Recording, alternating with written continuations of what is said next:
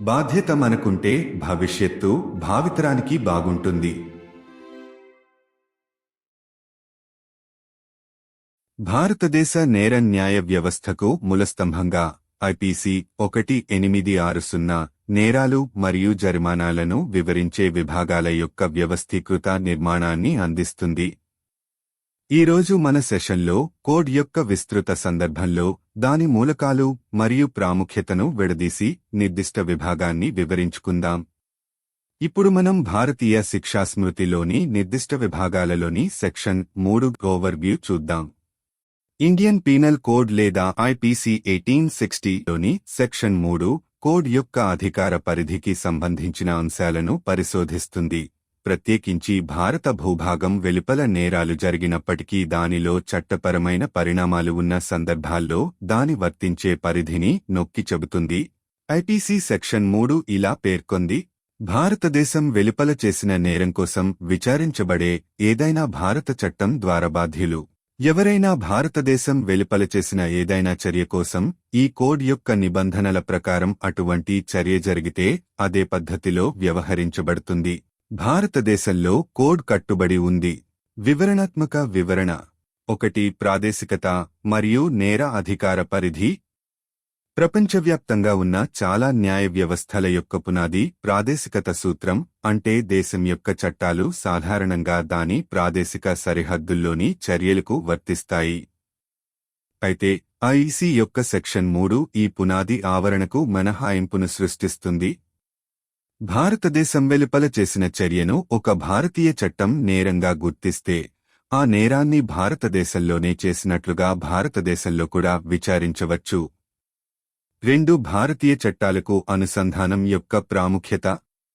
భారతదేశం వెలుపల చేసిన అన్ని చర్యలపై భారతీయ న్యాయస్థానాలకు ఈ విభాగం అధికార పరిధిని అందించదు. ఇది ప్రత్యేకంగా భారతీయ చట్టంను ప్రస్తావిస్తుంది. విదేశాలలో చేసిన చర్యపై అధికార పరిధిని అంగీకరించే మరొక ప్రస్తుత నిబంధన భారతీయ చట్టంలో ఉండాలి. 3. చికిత్స యొక్క సమానత్వానికి ప్రాధాన్యత. సెక్షన్ 3 యొక్క అంతర్భాగమైనది చికిత్స యొక్క సమానత్వం. అది నిర్ధారిస్తుంది నేరాన్ని ఏర్పరిచే చర్య భారతదేశంలో లేదా వెలుపల చేసినా అది భారత చట్టాల పరిధిలోకి వస్తుందని నిర్ధారించబడిన తర్వాత నిందితుడిని అదే పద్ధతిలో విచారిస్తారు. ఇది ప్రొసీడింగ్స్లో న్యాయబద్ధతను నిర్ధారిస్తుంది మరియు కేవలం నేరం జరిగిన ప్రదేశమాధారంగా ఎలాంటినైనా వివక్షను నివారిస్తుంది. 4. భారతీయ పౌరులు మరియు విదేశీ పౌరులకు చిక్కులు. విభాగం యొక్క పదాలు విస్తృతంగా ఉన్నప్పటికీ ఏ వ్యక్తినైనా కవర్ చేస్తుంది.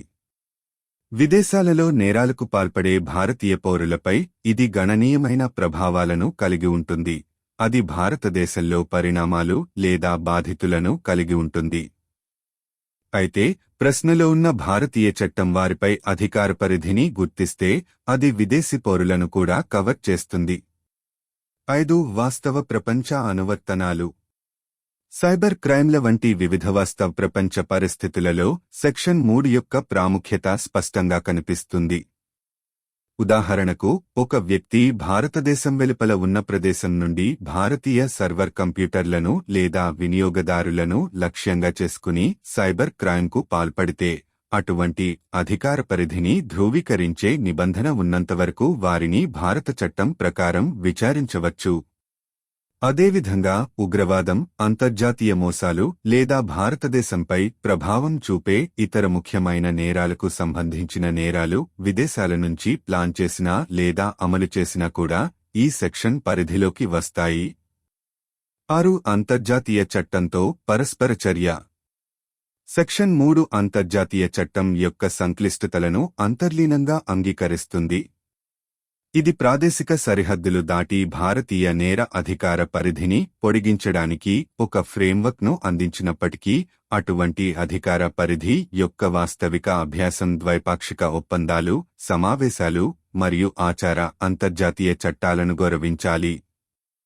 భారతదేశం యొక్క వైఖరి దాని అంతర్జాతీయ కట్టుబాట్లను ఉల్లంఘించదని లేదా ఇతర దేశాల సార్వభౌమాధికారాన్ని ఉల్లంఘించదని ఇది నిర్ధారిస్తుంది.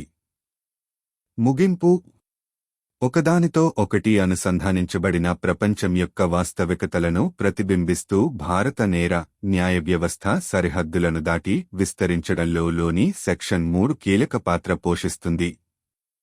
భారతదేశం వెలుపల చేసిన నేరాలను ప్రాసిక్యూషన్ చేయడానికి ఒక నిబంధనను నిర్ధారించడం ద్వారా ఇది జవాబుదారీతనం మరియు నిరోధక భావాన్ని అందిస్తుంది, ముఖ్యంగా భారత భూభాగంలో తీవ్ర పరిణామాలు కలిగించే నేరాలకు. అదే సమయంలో ఇప్పటికైనా భారతీయ చట్టాలకు అధికార పరిధిని అనుసంధానం చేయడం ద్వారా మరియు సమానమైన చికిత్సను నిర్ధారించడం ద్వారా ఇది సంభావ్య దుర్వినియోగం నుండి రక్షిస్తుంది మరియు న్యాయమైన న్యాయం యొక్క సూత్రాలను సమర్థిస్తుంది. బాధ్యత మనకుంటే భవిష్యత్తు భావితరానికి బాగుంటుంది.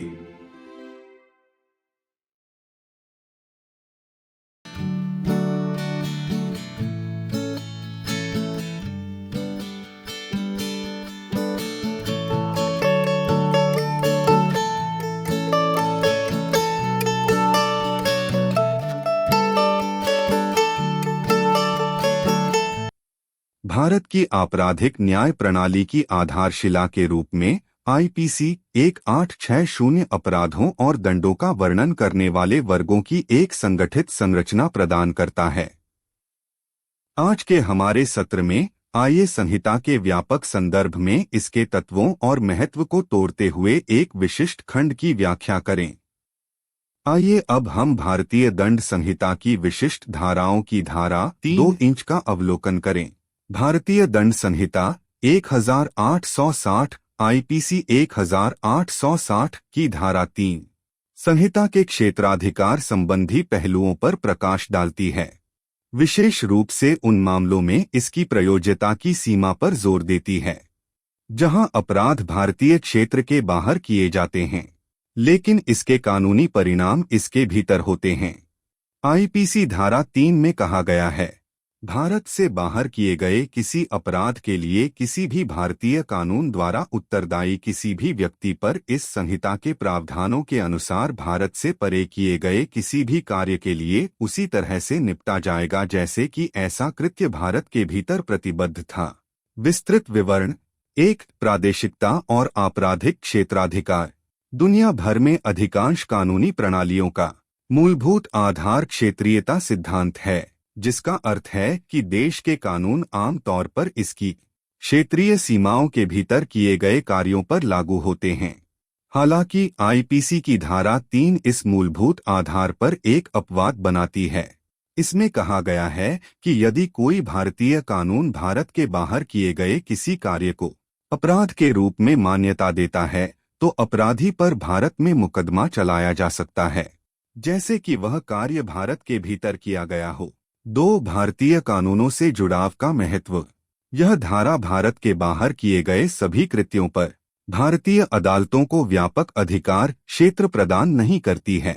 यह विशेष रूप से भारतीय कानून का संदर्भ देता है ताकि इस बात पर जोर दिया जा सके कि भारतीय कानून में एक और मौजूदा प्रावधान होना चाहिए जो विदेश में किए गए कृत्य पर अधिकार क्षेत्र को स्वीकार करता हो.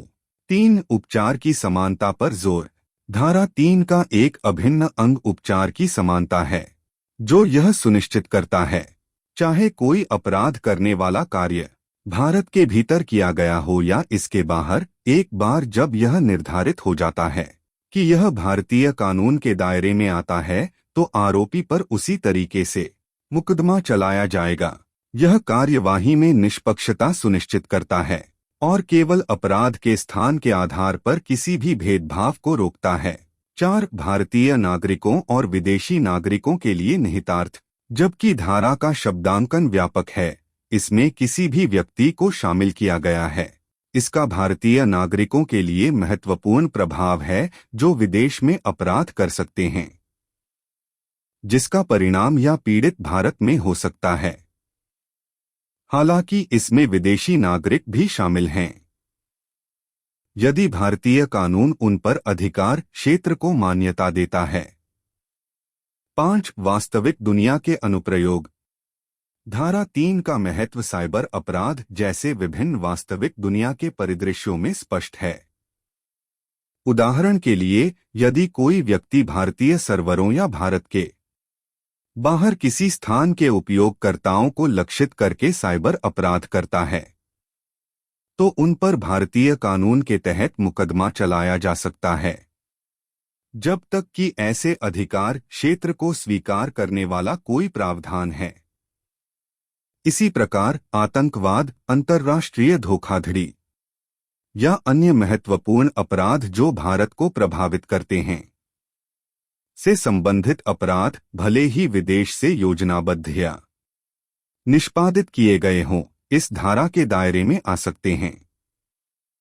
6. अंतर्राष्ट्रीय कानून के साथ परस्पर क्रिया। धारा 3 स्वाभाविक रूप से अंतर्राष्ट्रीय कानून की जटिलताओं को स्वीकार करती है। हालांकि यह क्षेत्रीय सीमाओं से परे भारतीय आपराधिक क्षेत्राधिकार के विस्तार के लिए एक रूपरेखा प्रदान करता है। ऐसे क्षेत्राधिकार के वास्तविक अभ्यास में द्विपक्षीय संधियों, सम्मेलनों और प्रथागत अंतर्राष्ट्रीय कानून का सम्मान किया जाना चाहिए।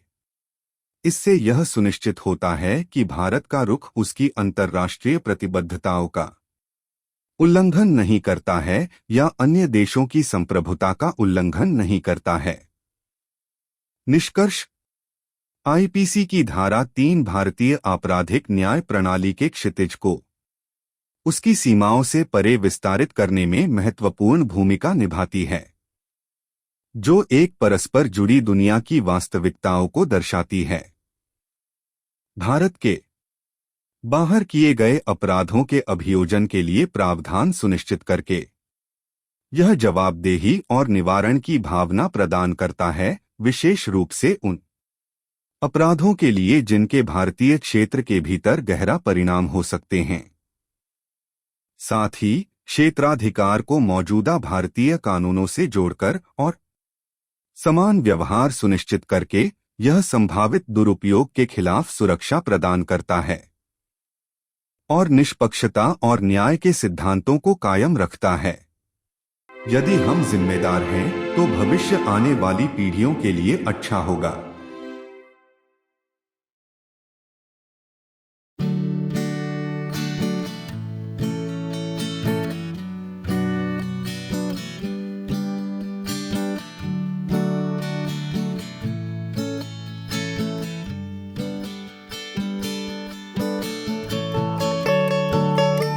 The cornerstone of India's criminal justice system, the IPC 1860 provides an organized structure of sections describing offences and penalties.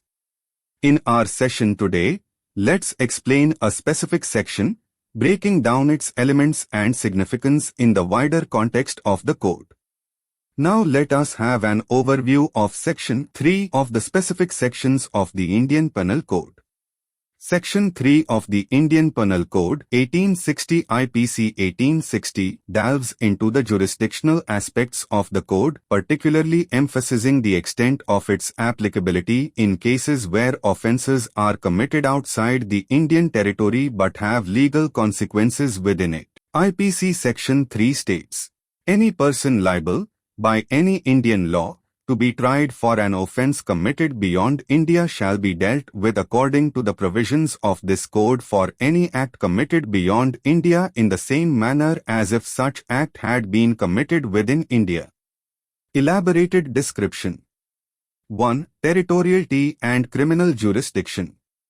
The foundational premise of most legal systems worldwide is the territoriality principle, meaning that the country's laws typically apply to acts committed within its territorial boundaries. However, Section 3 of the IPC creates an exception to this foundational premise. It states that if an Indian law recognizes an act committed outside of India as an offence, then the offender can be tried in India as if the act were committed within India. 2. Importance of linkage to Indian laws. The section does not provide blanket jurisdiction to the Indian courts over all acts committed outside India. It specifically references Indian law to emphasize that there should be another existing provision in Indian law that acknowledges the jurisdiction over the act committed abroad. 3. Emphasis on equality of treatment. An integral part of Section 3 is the equitability of treatment it ensures. Whether an act constituting an offence is committed within India or outside it, once it's determined that it falls under the purview of Indian law, the accused will be tried in the same manner. This ensures fairness in proceedings and prevents any discrimination based solely on the location of the offence. 4. Implications for Indian citizens and foreign nationals. While the section's wording is broad, covering any person, it has significant implications for Indian citizens who might commit offences abroad that have repercussions or victims in India. However, it also covers foreign nationals if the Indian law in question recognizes jurisdiction over them. 5. Real-world applications. The significance of Section 3 is evident in various real-world scenarios, such as cybercrimes. For instance, if a person commits a cybercrime targeting Indian servers or users from a location outside India, they can be tried under Indian law as long as there's a provision that acknowledges such jurisdiction. Similarly, offences related to terrorism, international frauds, or other significant crimes that impact India, even if planned or executed from abroad, can fall under the purview of this section. 6. Interplay with international law. Section 3 inherently acknowledges the complexities of international law.